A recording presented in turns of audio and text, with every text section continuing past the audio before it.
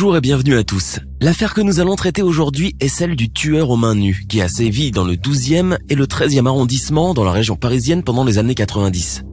Une série de crimes qui a fait régner la terreur à cette époque.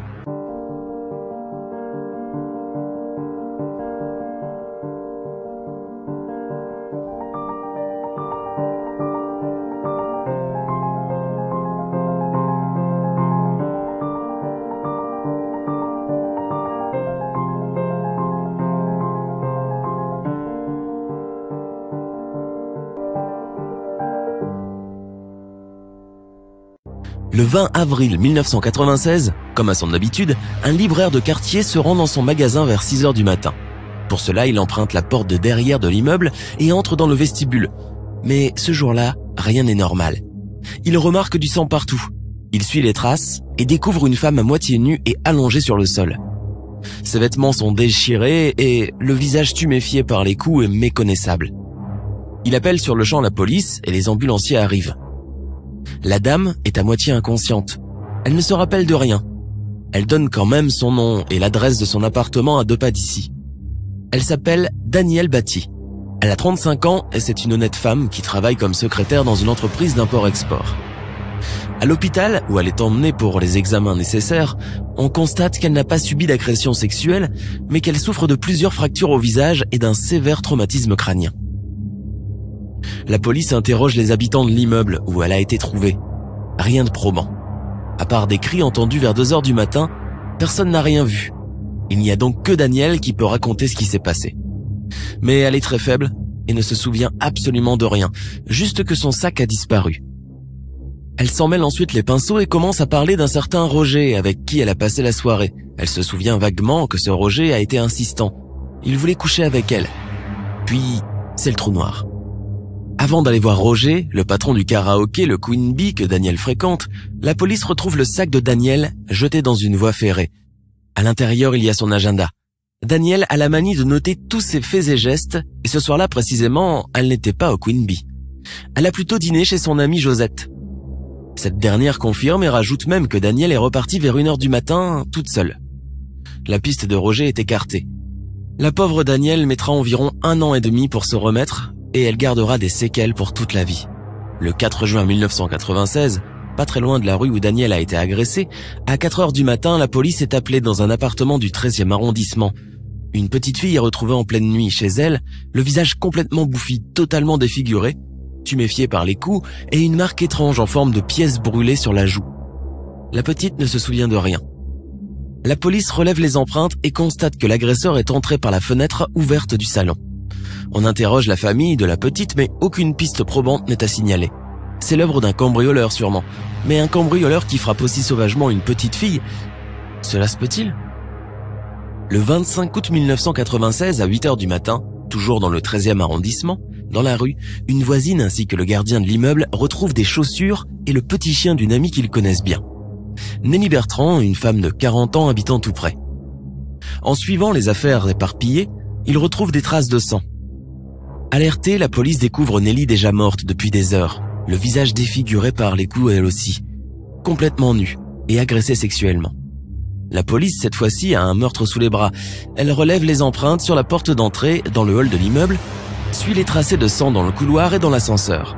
Un enquêteur découvre quelques gouttes de salive qui brillent sur la moquette, sûrement de la bave du tueur.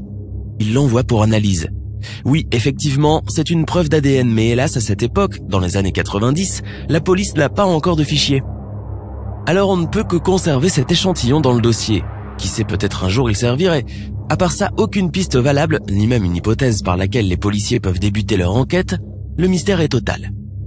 Le 22 octobre 1996, une 4e victime. Elle s'appelle Marie-Astrid Claire, étudiante de 20 ans en lettres modernes à la Sorbonne. Elle rentrait chez elle vers 2h du matin après un dîner chez des amis. En s'apprêtant à composer le code de la porte de son immeuble, elle est abordée par un homme. La scène est filmée par une caméra de surveillance. Un jeune homme à la peau noire saute sur elle, la frappe, la traîne derrière le local à poubelle et la viole. Le gardien la retrouve gémissante, complètement défigurée. Marie-Astrid ne se souvient de rien et les images de la caméra ne sont pas assez nettes pour identifier l'agresseur.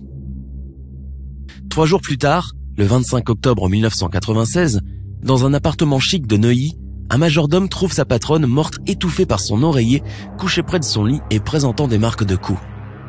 Elle s'appelait Francine Sarret. Elle a 71 ans. Sur place, la police relève les empreintes sur des tiroirs ouverts et les traces de pas qui mènent à la fenêtre de la cuisine entrebâillée. On retrouve un coca entamé juste en dessous dans le jardin.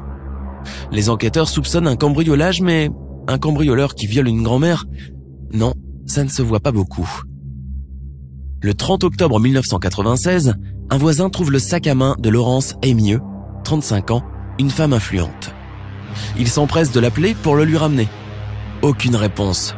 Le lendemain, tôt, il va trouver le gardien et il décide de faire une inspection dans le parking et les escaliers de secours. Ils entendent des gémissements et découvrent Laurence gelée de froid, complètement dénudée, méconnaissable avec du sang partout sur les murs. Son visage n'est plus qu'une boule tuméfiée par les coups. C'est l'horreur. Son état est très grave. Elle vient de passer plus de 11 heures dans le froid. Alertée, la police constate l'agression inqualifiable, retrouve les affaires de Florence éparpillées partout dans le parking et constate les traînées de sang sur 125 mètres de la voiture au réduit isolé où Laurence est retrouvée. Tout cela ne mène à rien. Le parking est grand et il y a plein de rôdeurs qui passent par là. Cela peut être n'importe qui. Les enquêteurs font le tour du voisinage à la recherche de témoins. Et là, coup de chance. Une certaine Annie qui habite à la résidence raconte que vers 20h de ce même soir, c'est-à-dire 1 heure avant l'agression, alors qu'elle garait sa voiture, elle était tombée nez à nez sur un homme qui rôdait dans le parking. Des intrus indésirables qui viennent ouvrir les voitures pour voler ce qu'ils trouvent. Annie connaît bien, alors elle a élevé la voix et lui a dit de partir très fort. Mais lui l'a regardé droit dans les yeux. Il finira par s'enfuir lorsque 2 hommes à bord d'une voiture le toiseront du regard. Annie a certainement échappé à une agression certaine, mais la police a maintenant 3 témoins. Des portraits robots sont établis et diffusés sur tout Paris. Le signalement n'est pas très exhaustif, mais au moins l'essentiel est là. Un jeune homme à la peau noire, 1m80 environ, qui porte une veste d'aviateur et qui rôde aux environs du 12 et 13e arrondissement. La machine s'active. La police procède à des arrestations et des interpellations sommaires ici et là. On appelle Annie. Et là, sans hésitation, elle désigne du premier coup un homme. Mamadou Traoré. Mamadou est délinquant de 23 ans qui a déjà un casier judiciaire bien rempli. Il a été condamné 3 fois en mars 1996 pour usage et détention de stupéfiants, 1 an de prison avec sursis et 240 heures de travail d'intérêt général en juin pour vol avec violence. Et enfin, le 17 septembre, il a agressé plusieurs personnes dans une laverie du 13e arrondissement, proche du lycée où il a été scolarisé, avenue de Choisy. Le propriétaire de la laverie porte plainte et Mamadou est condamné à une amende et placé sous contrôle judiciaire. Il doit donc aller pointer régulièrement à la police, ce qu'il n'a pas fait. Un mandat d'arrêt avait donc été délivré contre lui bien avant son arrestation. La police a tout le temps nécessaire pour l'interroger et le confronter à toutes les agressions. On sort l'ADN, la salive, les empreintes digitales. Tout correspond, c'est donc bien lui qui a agressé toutes ces femmes. On l'emmène au quai des Orfèvres. Les enquêteurs ne veulent pas en rester là, ils cherchent à obtenir des aveux. Le commissaire essaie de mettre en confiance Mamadou, discute avec lui d'Afrique et de football, lui amène sa maman avant de mettre les agressions sur le tapis. Mamadou slalome un peu entre mensonges et tergiversations, mais finit par tout avouer. Le 7 février 2000, le procès de Mamadou Traoré débute à la cour d'assises de Paris. La salle est pleine, les victimes sont assises au premier rang. On ne s'attend pas à grand-chose de lui, car il a déjà tout avoué. Mais à la stupéfaction de tout le monde, Mamadou veut prendre la parole. Il sanglote face à ses victimes et s'excuse de la façon la plus incroyable qui soit. « Oui, c'est bien moi. J'ai bien commis tous ces actes graves, mais croyez-moi, c'était contre ma volonté. Mes parents m'ont emmené voir un sorcier en 1995. Le marabout m'a donné un gris-gris maléfique qui me pousse à frapper. Je ne l'ai pas fait exprès, je ne peux qu'avouer. » La salle, tombée dans la consternation, n'arrive pas à assimiler ce qui se passe. Mamadou invoque la sorcellerie comme circonstance atténuante. Sa mère en rajoute une couche dans la stupéfaction générale. Mamadou était mort-né à sa naissance et ma sœur aînée a pratiqué des rites vaudous pour le ressusciter. C'est l'enfant du diable. Cette thèse de maraboutage ne peut être prise au sérieux. La justice ne croit que dans le rationnel et le concret, alors on appelle des psychiatres à la rescousse pour déterminer si Mamadou est responsable pénalement. L'expert psychiatrique Michel Dubec explique que Mamadou a une personnalité psychopathique. Il a dû subir un déséquilibre psychique. Il ne tolère pas la frustration et le manifeste par la violence. L'alcool et la drogue empirent la situation. Il se penche sur son passé et découvre une enfance instable. Depuis la maternelle, tantôt il mord sa maîtresse, tantôt il fait preuve de gentillesse. À 15 ans, il côtoie les bandes du quartier, vol et violente à tout bout de champ. Suite à une agression dans le métro, un juge l'envoie dans un foyer pour adolescents. Là, les éducateurs détectent chez lui une forme de personnalité différente. Il parle comme si ce n'était pas lui. Il entend des voix.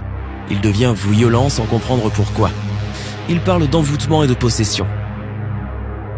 Dépassé, les éducateurs proposent aux parents de le ramener au Sénégal. Il y passera 5 ans.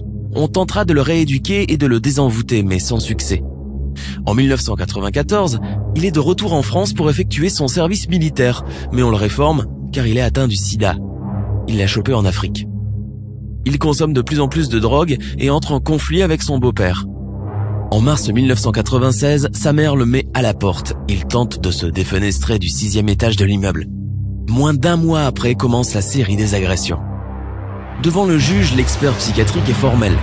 Certes, on peut expliquer que Mamadou a subi un choc quand il a découvert sa séropositivité et quand sa mère l'a rejeté. Mais Mamadou n'est pas un malade mental. On le déclare pénalement responsable et on le juge pour ses actes criminels. Le 15 février 2000, il est condamné à la réclusion criminelle à perpétuité, assortie d'une peine de sûreté de 22 ans. Aujourd'hui, au fond de sa prison, Mamadou continue à être instable et violent vis-à-vis de ses codétenus et des gardiens. Qui sait ? Ça aurait été mieux de le placer à l'hôpital psychiatrique ? Lui en tout cas, n'en démord pas. Le vaudou a pris possession de lui et l'a rendu plus que jamais enfant du diable. Nous sommes à la fin de notre émission du jour. N'hésitez pas à écouter les autres émissions du podcast et à prendre 5 secondes pour nous laisser un 5 étoiles sur iTunes. C'est vraiment très important pour nous. Vous pouvez aussi vous abonner pour ne pas rater les prochains épisodes et nous suivre sur Facebook pour nous en proposer de nouveaux. Merci et à bientôt.